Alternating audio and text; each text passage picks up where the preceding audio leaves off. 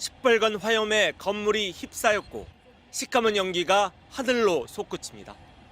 러시아가 점령하고 있는 크림반도 내 세바스토폴 유류 저장고에서 대규모 화재가 일어났습니다.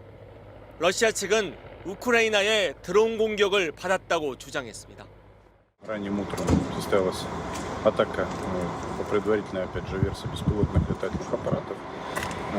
К сожалению, результативная. Работа была сразу же организована силами Министерства по чрезвычайным ситуациям.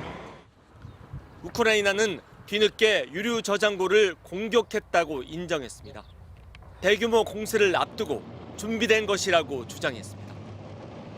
세바스토폴은 2014년 러시아가 합병한 크림반도 남서부의 항구 도시로 러시아의 흑해 함대가 주둔하고 있습니다. 최근에는 이곳을 겨냥한 공격 시도가 잇따르고 있지만 우크라이나는 그동안 자신들이 공격했다는 점을 인정하지 않았습니다. 젤렌스키 우크라이나 대통령은 러시아의 영토 양보는 없다면서 이른바 대반격을 계획하고 있다는 점을 숨기지 않았습니다. Те, що ми будемо йти вперед і деокуповувати, тут немає жодних питань. І тут не буде жодних вагань, ми це будемо робити. 러시아는 우크라이나의 이른바 봄철 대반격을 앞두고 최대한 점령지를 확대하기 위해 공세를 이어가는 중입니다. MBC 뉴스 김준석입니다. 우크라이나가 패트리엇 미사일을 도입하는 등 미국 등의 무기 지원을 바탕으로 대반격 준비에 나섰습니다. 러시아는 이에 맞서 신형 대륙간 탄도미사일 점검 장면을 공개하며 위협했습니다. 임소정 기자입니다. 미국의 지대공 방공 체계인 패트리엇 미사일이 우크라이나에 배치됐습니다. 현지 시간으로 19일 올렉시 레즈니코우 우크라이나 국방장관은 오늘 패트리엇 방공 체계가 우크라이나에 도착해 우리의 하늘이 더욱 안전해졌다고 밝혔습니다. 레즈니코우 장관은 정확한 정보는 밝히지 않았지만 미국과 독일, 네덜란드 등에 감사의 뜻을 전했습니다. 독일 정부는 하루 전 우크라이나에 지원한 군수품 목록에 패트리엇 미사일을 포함시켰습니다. Der Verteidigungsminister hat da ja auch noch mal ganz doll mit Nachdruck in den letzten Wochen dafür gesorgt, dass das zweite Iris-T-System ankommen konnte, dass die Patriots jetzt angekommen. 우크라이나는 그간 패트리엇 지원을 꾸준히 요청했고 지난해 12월 방미한 젤렌스키 대통령은 바이든 대통령의 약속을 받았습니다. 이후 우크라이나 군인 65명은 최근까지 미국에서 패트리엇 운용 및 유지 보수에 대한 속성 훈련을 받은 것으로 알려졌습니다. 우크라이나는 현재 러시아가 점령하고 있는 일부 동부와 남부 지역에서 대반격 작전을 준비 중인 것으로 알려졌습니다.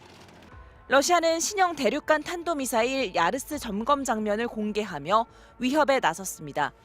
최대 사거리가 12,000km에 이르는 야르스 미사일은 미국의 미사일 방어망도 뚫을 수 있는 것으로 평가됩니다. 한편 중국은 러시아에 대한 군사적 지원에 대해 선을 그었습니다.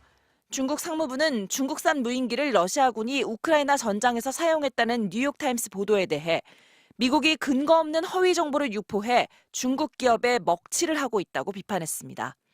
MBC 뉴스 임소정입니다.